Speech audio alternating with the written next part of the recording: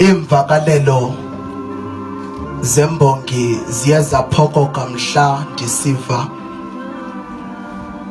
ngalomphanga. ILIFU LOKUFA lidlulile. Asukuba sifika emalengalengeni endlela, ilanga sele lisitshonela. Andinqweneli inyembezi zokunqukuleka sigqithise. Kaloku kuyini ukukhalela umphefumlo okhululweyo?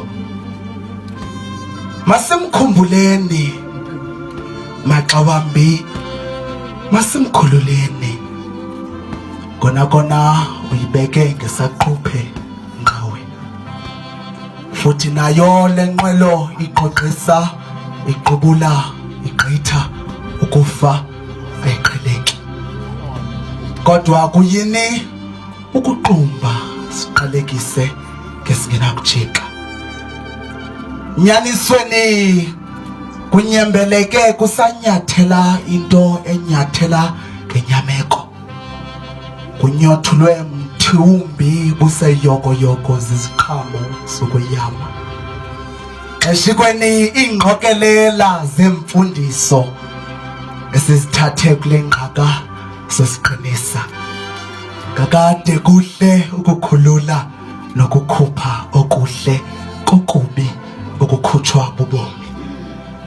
Siyamkholwa ke umdali, umthathile abesibolekile. Ngiyathemba ke ilitha lakhe lentuthuzelo lothi tha phezu kwethu de singqine ngelithi ILIFU LOKUFA lidlulile. Toza kuthi vumani ndithulule ushicilelo lwe-Obituary lwale ndedeba bawana siyo. Inene awabanga imfeketho 77 eqaba eliqinise umqolo liqondisa inzala yalo ngamazwi engqondo yemveli okuzamazamana nobomi nkqo nakumaxa okuzanyazanyiswa bubomi. Mawethu masivakalise uvakele ubhamu wokuwa kweqaba elikhwanqise ngokuqulatha intaphane yeziquthileyo esikolweni kwimbewu yalo. Sizelwe, sondliwe, sikhulisiwe, sikhathalelwe yile ndedeba ekungelulanga namhla noxa sivumelana ukuvakalisa amaqabantshintshi wayo wokuyibeka inqawe. Ubawana siyo walibona ilanga ngomhla we-14 kaMatshi ngomnyaka ka-1944.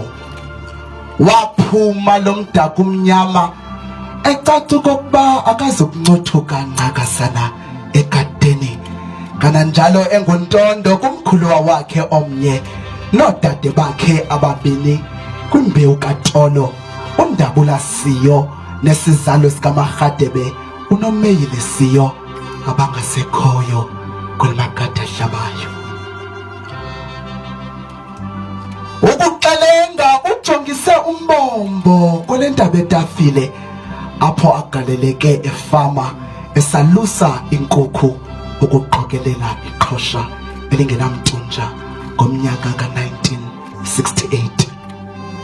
Kuthe ngonyaka olandelayo xa kanye eneminyaka 25 kwinyanga kaDisemba wazimanya wanyamanye nonjilo-njilo otsho ngontshilo-ntshilo okweentaka zontlakohlaza uMatshezi ngokwakhe ze bamthiya ngelithi uNophumzile Siyo kwakule lali yaseNgqabane. Umnqantsa wezidingo wathi wathanda ukuxhoma oko kwabiza ukuba nangakumbi indoda mayibe maxhapheshu ibila isoma.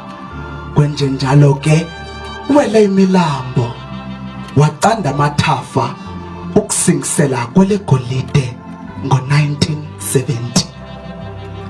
Kangangokuba uthando lwesisibini lwaluvutha lungamadangabe, lo mgama awuvakelanga. Babethe gqolo ukuhambelana ngeholide bengayekanga ukufundana. Yiva uCheslele xa esithi ko ubeliqitha lakhe lokubetha iflate, kodwa mnika intonga ebeqhula kuthi sa kuqhuma uthuli.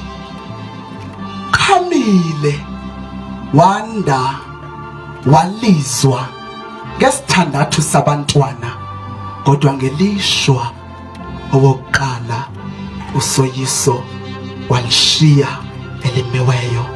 Kodwa ngethamsanqa ube seleshiye intyatyambo yomzukulwana asanda ngqaleni.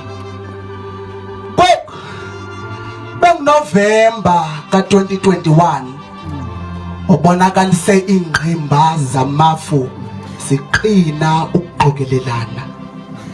Kwathi kunjalo usapho alwacinga kakubi, kuba kaloku kube kusibekela kudla ngamandla obelokwe ngumqabaqaba oqine ngamandla nkalo zonke zempilo.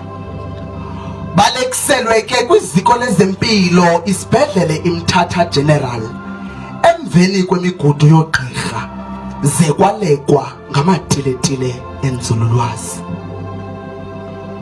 Kulapho kanye lisuke lazongoma izulu, wasabela naye uzulu kumdali womhlaba namazulu.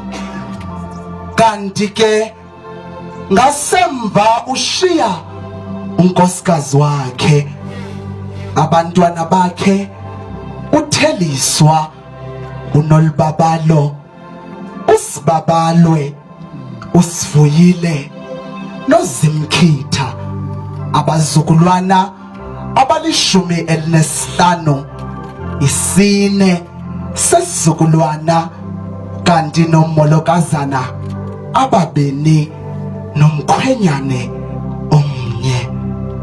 Oh mawethu, eliqeleku ukufa ligaxeleka nangawaphi na amasango emizi, futhi alinkqonkqozi akhumbuleka xa kanye kunje amazwi embongi uSEK Mqhayi athi nto zinkulu hayi ithemba, nto zimnandi hayi ithemba, lento ithemba izinzile, lento ithemba iphilile. Toza kuthi nakulomsinga ithemba masilisingathe, elilokuba opholiswa amanxeba axezayo, yaye sobonana naye utamkhulu kwalizayo. Masimvumele abekubilo ngambazile umqhenge, masimvumele aphumle ngoxolo ufungile akajika umvingo.